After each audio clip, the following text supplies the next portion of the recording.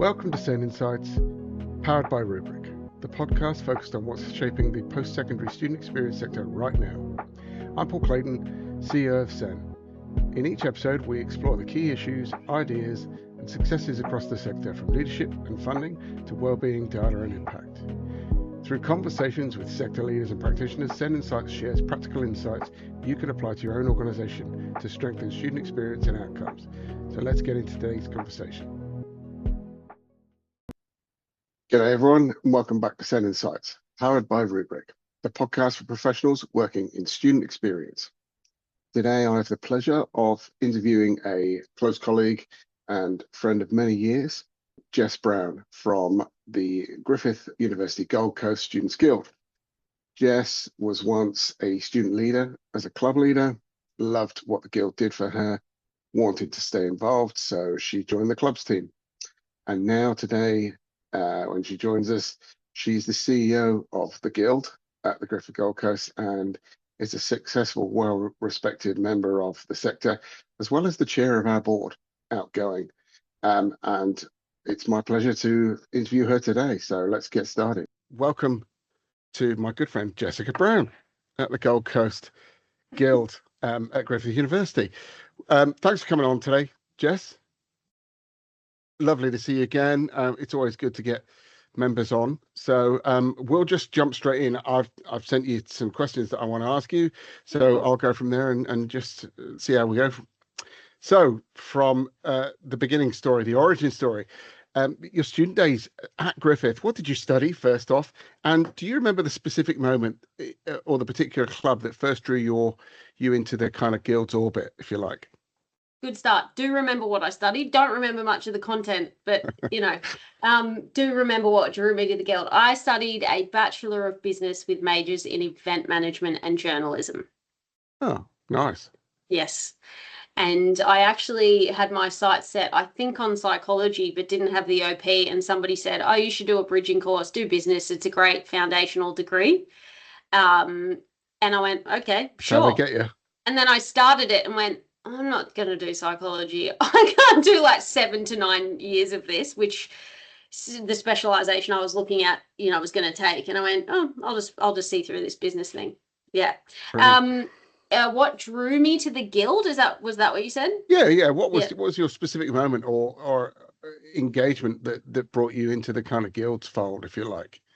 Yes, it was that I had joined the touch footy club. I'd started playing touch footy with them, which was a great vehicle for like staying at university, because I felt connected and a sense of belonging and all that kind of stuff. But that very quickly turned into, oh, okay, great. And actually this president's leaving. And so can you be the president now and go talk to the Sport, Recreation and Clubs officer, Jodie Fraser. She'll tell you how to do it. Say yes or no, because we're about to meet all these affiliation deadlines. So do it or don't. But if you don't, the club's going to fold. And she'll tell you what to do. No pressure, totally. Pack your bags, we're going on a Guild trip. I like that. That's Clubs 101. I like it. Brilliant. So I went and spoke to Jodie Fraser at the Guild and said, hello, I think I'm going to be the new president. Can you tell me what that involves? What have I got to do? And she went through the whole club's guide with me from head to toe, start to finish, and said, this is what it's about. This is what we do for you. This is how we help you. This is the funding you get. And I went, this is cool. And so that was kind of my entry into connecting with the Guild. As a club executive, I became, and then I was in her office every second day from there. Brilliant. Yeah. Excellent. And was there, when you were with the club and working with Jodie, was there a specific piece of support or a particular interaction with the Guild that made you think, I want to do what they do? Yeah, all of it. Once I became the president and started doing all of that club admin, I loved the club admin, but literally the admin-y stuff. But as a recognition, I recognized that was a vehicle to supporting as much engagement as possible, i.e. loads of students playing touch footy, like with cheaper fees and cheaper uniforms and all that kind of stuff. So I love what our club did, and that we were able to do that because the Guild supported the club to do that. And chatting to Jodie and pestering her every second day gave me a really in-depth look into the admin side of clubs. And I thought, how cool. Clubs was part of her role, so was sport programming. So she organised uni games and all that sort of stuff. And we were a sport club. So I was like involved at all kind of levels of her role. And so I got some real insight into how she was supporting clubs. And I wanted to do what she did. Yeah. Because of it. Yeah. I don't know if that answers your question, but yeah. No, that's. I think I did, definitely.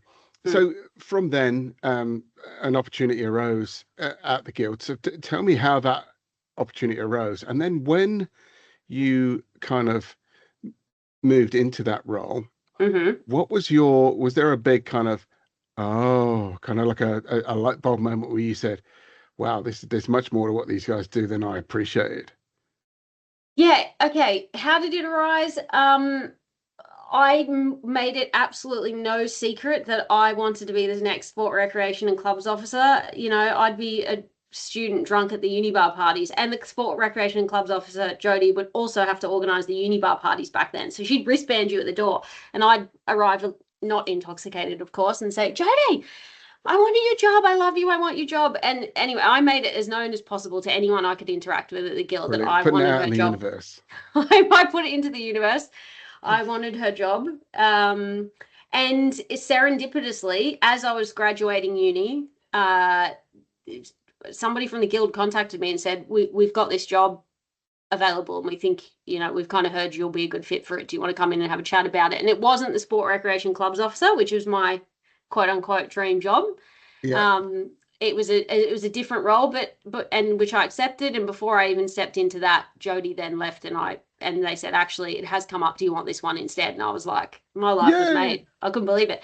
I think there wasn't huge eye openers because I knew that world so well, and I was already doing administration in it. But like, I was also 20, whatever I was, and hadn't had a proper job.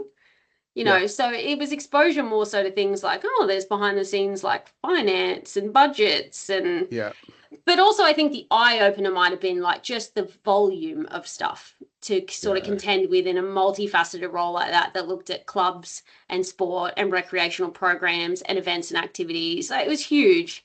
Brilliant. Okay. So did you go from that role to the marketing role, or is that when you left and went to Unisport? I left after 3 years in the sport role, worked for Unisport, came back, dabbled in some other bit. I think I helped out with events and some volunteering when I sort of came back, and then moved into a marketing role. And the whole reason I moved into a marketing role is because Wayne Watt, the general manager at the time, said in passing one day, I really want the presence of the Guild to be enhanced. You know, we do so many good things, but it's not known, it's not visible. I want the university and students to just know about it and for our presence to be enhanced. And I went, I can do that. Make me a marketing manager.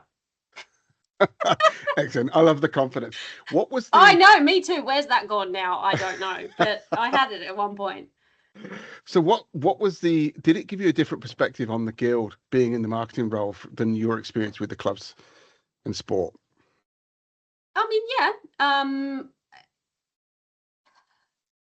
What's funny about my relationship with the Guild is I just get it across any area. I just love it and I get it. And there's no like, whoa, this seems like such a big context shift. Like we're still fundamentally trying to do the same thing and engaging students. And it was just what I love about it is just the different exposure I got, you know. So it's like, okay, I went from trying to directly engage students in sporting programs or whatever to now I've got to, market that and communicate it to students for all of the services, activities, etc. we do across the Guild.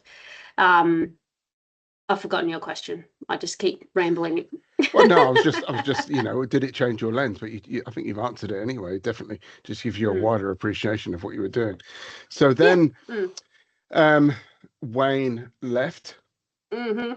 And left a bit of a void because obviously he was a long-term mentor for you whilst you were at the Guild, and the opportunity came up and you put your hat in the ring for the new role. Yes. What was that experience like, going from being a child of the guild, if you like, coming from uni and right the way through it to suddenly it's mine to lead. Yeah, okay, well, that was absolutely an eye-opener of sorts. You know, I thought I knew stuff, I didn't know stuff. Like stepping into that level of kind of leadership and oversight of the organization was quite the learning experience. I acted in the role while Wayne was on long service leave for, I think it was about 7 months in the end. And I never had the intent to do that. I shout out to Wayne Watt. He's one of the absolute legends of the sector and industry and still, a close friend and mentor. So love Wayne. I'll send him this link and he'll never watch it, but I'll shout out anyway. So he asked me to step into the role, to act in his role, which I was really grateful for, but never expected an opportunity like that. And then as that acting period was coming to a close and they went to recruitment, I just made a decision at that point that I will put my hat in the ring, because I felt connected with what we were doing and I wanted to keep driving that and all that kind of stuff. And it was a steep learning curve. Like it still is. Yeah, every day. There's If you're not learning, it's probably not doing it right. Yeah, but our organisations and anyone doing especially kind of independent student associations do lots of different diverse things. And we do commercial services as well as the student services stuff. So it's like, it's just so different. And there's a lot of moving parts. But so you got the role. What was there must have been something or some things, but what was the thing that was at the top of your list of, if I got that job, that's what I'd change? One of the first things that I tackled that I was really passionate about was, how do I explain this? I had a real realization that this organization gets like lots of SAF. And how are we using that most effectively? We're delivering these great services. We get great feedback from students. We're really strong in sport and clubs, particularly, and major events, social events. But there's a lot of other categories that exist in the, SAF criteria when it comes to expenditure. And how connected are we with students who are and aren't engaging with us around what their needs are? And so we then embarked on a really massive process with the Guild from around consulting students, asking them what they wanted, what mattered to them, through to completely restructuring our student services division. Yeah. Brilliant.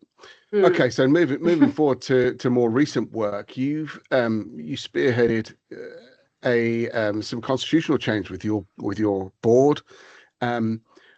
Firstly, what was the genesis for that? Because, like you say, well funded, you don't have a particularly political environment down there, so your students are more around student focused than they are about political issues or activism.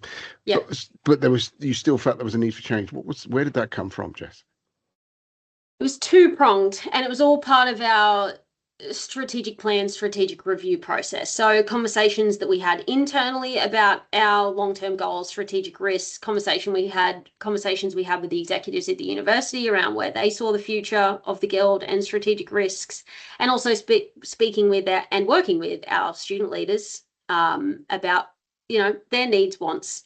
So when I say two-pronged, it was that identification of there is some strategic risk for the organisation in a lack of skills-based expertise at a governance board level, which was validated by the student reps who we were talking to at the time, who are board members, saying, when we put our hand up to be a board member, we don't really know that, and that wasn't really about going, yes, we'd love to come up with a strategic plan and manage all of the risk and financials for a $6 million business. That's not really what we thought we signed up for. They really wanted to be positioned to be able to represent student voice and advocate for their needs, both to the Guild and to the university. Naturally, we found that those board members, those student reps who had actually joined the board and had exposure to it, then would say, but actually we do like getting exposure to those things as well. But ultimately it was about going, okay, well, we for our longevity. We think there's a need to strengthen at a board level around, financial, HR, audit, risk, all those kind of things by bringing in external people. And also that then enabling our student reps to be freed up to focus on actual student representation. Brilliant. So just for clarity, I understand it, but just for the listeners, in 2 sentences, what does the new structure look like? Well, in 2 sentences, what does the new structure look like? Okay, it's gone from 100% student-led board to a hybrid board. So that means we have a university member, skills-based external members, and students, elected student representatives, and the elected student reps make up that majority. That's the board. That's the board composition, supported by 5 new subcommittees now. 3 are student representation and advocacy focused, which are mostly student members. Mostly elected, some appointed, and then 2 that are governance and finance focused. Brilliant. Brilliant. Excellent. That sounds good. It's a little more than 2 sentences, but try my best. It was a tough ask anyway. So how does the new structure balance the need for professional governance with the essential requirement of remaining very student-led and authentic? Yeah, I mean, one, I have to say, I loved the process and I loved where we landed, because this could be a potentially super duper tricky conversation. If you're talking 100%. fundamentally about going, okay, we got 10 students on the board now, let's reduce that, which is an aspect of it. But we worked with our student reps to come up with this structure and had all of those tricky conversations along the way about what's right, what's right for us as an organisation, what do our student reps feel comfortable with, what do they want, So I just have to say I loved the process and I loved where we landed. How does it balance the external expertise with the kind students? The governance and still remaining student-led? Yep. Because that's a concern that you hear from the old school Commonwealth type thing is, why would we change? What would be the advantage of that? Yeah, well, I think first of all, there was the recognition and identification and agreement between all of us that bringing on external expertise was desirable, including from the students. Yeah. They saw benefit in that. Everyone also agreed that we wanted to maintain the student-led aspect, and that meant for us a student majority on the board. So we still have a student majority on the board. That's how we balance it at a really basic level. Yeah. Okay. So the so what moment, if you like, and you knew I was going to ask this, but if I'm a first year student at the Gold Coast today, how does this high level structural change actually filter down to improve my daily experience or my experience in my journey at university? Should I notice a difference, or if there would be a difference, what would that be? What would be the outcome? Of course, when they're reading the Constitution and regulations, like all students naturally would, they'd see a different. No, that's right. Be good to get the directors to read it. Longer term, I think it's that they will see a very strong, stable organisation that is able to deliver more and more, and and more that meets their needs. That's what that's about, is ensuring a organisation that's here for the absolute long haul. That we've got the right amount of money, that we're listening to students in the right way. There's a whole range of things around that, but so hopefully they see a strong, really well-oiled organisation delivering services that matter to them, and that only growing and getting better over time. I think also from a really tangible perspective, they will start to see, certainly this year and moving into future years, visible student reps. And I hope that also means a vehicle for them having more of a say and a voice. Brilliant. So it's an increased student voice. Yeah. Fabulous. That's a great result then, isn't it? Superb. Okay. So. Yeah, absolutely. So a slight sideways turn, if you like. During all of this, you've also been, I think, is it 7 years now? 6 years, 7 years? You've been on the board with what was TAG and what is now SEN. Yes, I think it's 7-ish coming up.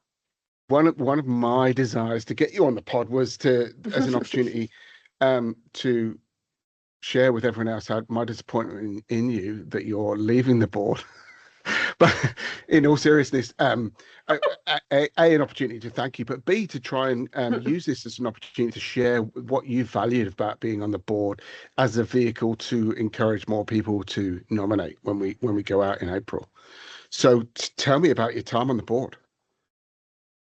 It's the best, and yes, I knew this question was coming, but genuinely, like from the heart, it's been the best experience for me. I was very new to the role of GM and now CEO, and it absolutely supported me in that journey. And I've been on the board for most of the time in this particular role. I love it. I think it supports anyone's development because you're working with other people in similar roles in the sector, and you're in a governance, strategy, finance, risk, audit space, and it's a different kind of lens to your own organization. You are supporting the evolution and growth of the whole student experience sector. So what is more gratifying and fulfilling than that? Yeah. And you work with absolute legends on the board because they come from our organizations or areas of universities that are all about the student experience. And those people have absolutely become my friends and people I lean on and who support me when needed, in the context of this role as well. And you get to work with fabulous people like yourself, Paul, and the SEN team. That's right. But you couldn't it's sell been but no, truly, it's been the best experience. So yeah, absolutely. So anyone who may or may not be watching this, put your hand up. Yeah, great. That's fantastic. But you've decided now's the time to take a step away. Yeah. Listen, I know I've accepted the decision, but just for people listening, what's led you to that decision? Yeah, I think it's a few things. I'm hitting that kind of 7-year mark, and if I'm to put my hat in the ring again, and if I were to be so gracious as to be re-elected by the members, that would be another 3-year term, and so I'll be looking at sort of a 10-year term on the board, and that feels like a lot. It feels like it's time to give somebody else a go and get some fresh eyes in the organization. And I feel like it's the right time for me to take a bit of a step back and get more into our organisation as well. Because we've had this quite significant change with a new board model, and I want to place all my focus and emphasis there. Brilliant. Okay, thanks for that, Jess. Okay, last one then. Future outlook. You're looking forward. You're looking 5 years into the future. What's changed at the Guild, whether it's as an outcome of the governance structures, the plans that you've got in place, your new strategy that you've just worked through? What's different about the Griffith University Gold Coast Student Guild in 5 years' time that makes you say, that's brilliant, I'm done? Oh, would I ever feel that? That's brilliant. I'm done. Never.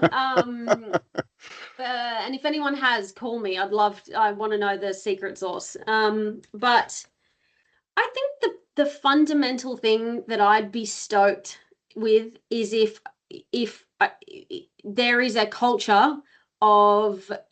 stronger culture of student representation advocacy. So we're seeing initiatives and change and action from both the Guild and or university that is a result of genuine student voice, consultation, representation. That of course we do that now, but this structure really, really embeds that. And I think you mentioned, we're apolitical. We don't get particularly involved in political lens, and I'm an advocate of that because I think it's about student needs and wants and doing whatever's necessary to ensure a solid student experience, regardless of political views. But yeah, I think I'd like to see change as a result of the mechanisms we put in place to grow and foster student voice. I'm hearing myself that it sounds very politically correct, but that's genuinely how I feel about it. No, that's how you're looking to go. That's great. One I will throw one extra one in, that came into my head then. I know you've been, we'll call it dabbling, but I've recently took a day out and went and did some training on AI. How much does AI become involved in what you're doing, and how do you see that growing throughout your organization? Oh, what a good question. I wish Sorry, I was a not prepared either. no, and I wish I was a thought leader, innovator in this space, but I'm sort of at the whim of it like everyone else, and so is our organization. I myself and members of the team absolutely integrate AI into our daily lives to try and make things more efficient for us, and it's great.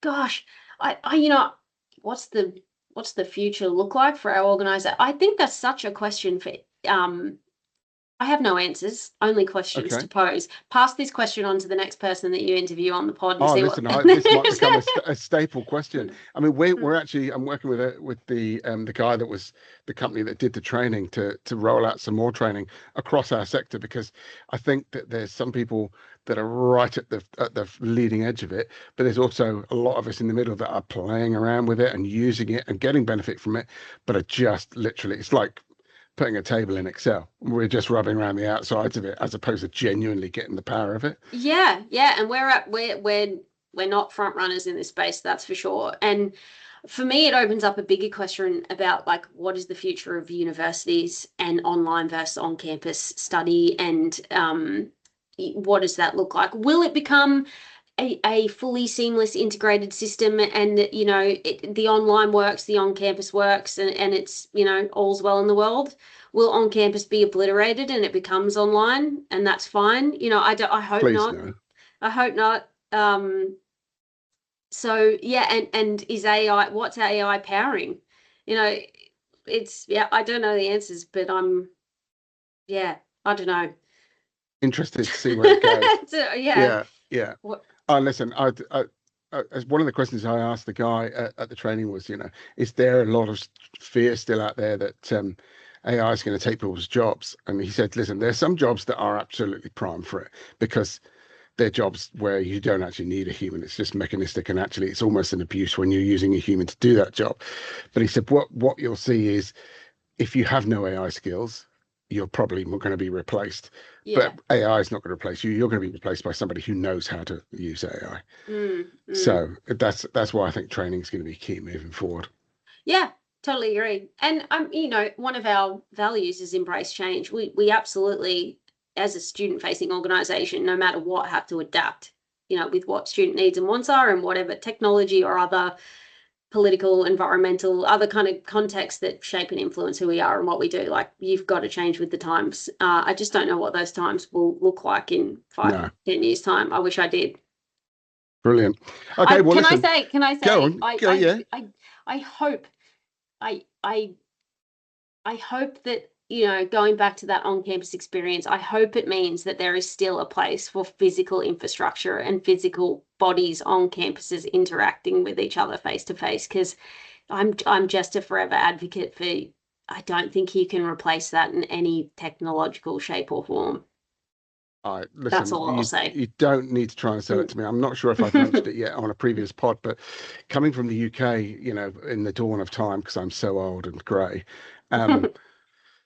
we used to have Wednesday afternoons, everything shut down at midday, and Wednesday afternoon was clubs and societies. There was no lecturing. Everybody was on campus and they did sport. They did clubs, activities. They went and met with their societies, and then everyone went out that evening. And it created social circles and bonds that last a lifetime.